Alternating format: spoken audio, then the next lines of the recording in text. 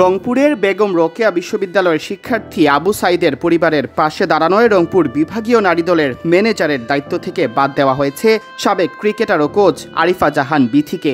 কোটা সংস্কার আন্দোলনে গত 16 জুলাই পুলিশের গুলিতে মৃত্যুবরণ করেন আবু সাইদ।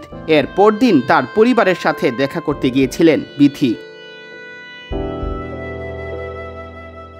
সরকারি চাকরিতে কোটা প্রথা সংস্কারের দাবিতে দেশের প্রতিটি বিশ্ববিদ্যালয়ে আন্দোলন চলছিল।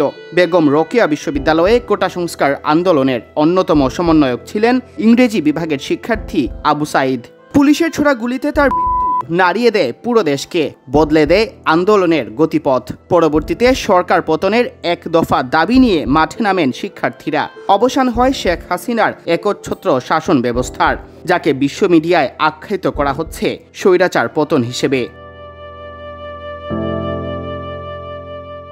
মৃত্যুর পরদিন 17 জুলাই আবু সাইদকে দাফন করা হয় রংপুরের পীরগঞ্জে তার গ্রামের বাড়িতে।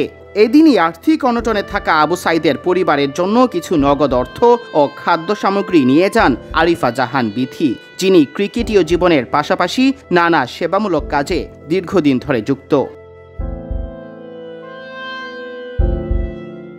এ ঘটনা জানতে পেরে রংপুর জেলা ক্রীড়া সংস্থার পক্ষ থেকে বিথিকে জানিয়ে দেওয়া হয় তাকে দায়িত্ব থেকে অব্যাহতি দেওয়া হয়েছে, তাকে আর দলের সাথে কাজ করতে হবে না।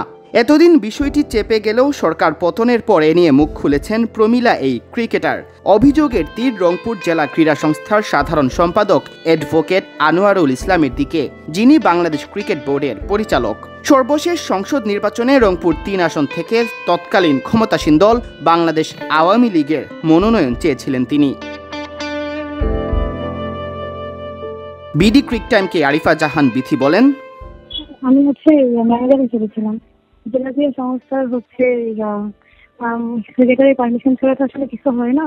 জেলা ক্রীড়া সংস্থা থেকে জানানো হয়েছে। আর আমাদের তো ঘরোয়া লীগের কোচ না ম্যানেজার যাই বলেন না কেন, আমরা তো সবাই মুখে মুখেই জয়েন করি। আবার ওইভাবে হয়তো ডকুমেন্ট থাকে না।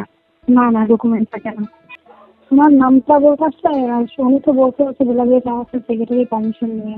তো আমি বলবো যে উনি আসলে পারমিশনটা দিচ্ছেন।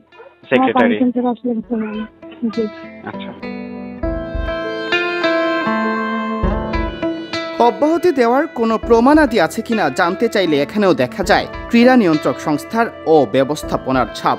বিথি জানান, জেলা ক্রীড়া সংস্থা থেকে এসব দায়িত্ব দেওয়াও হয় মুখে মুখে। দায়িত্ব থেকে অব্যাহতি বা বহিষ্কার করার নির্দেশগুলো মৌখিকভাবেই দেওয়া হয়। সিয়াম চৌধুরী, বিডি ক্রিক টাইম।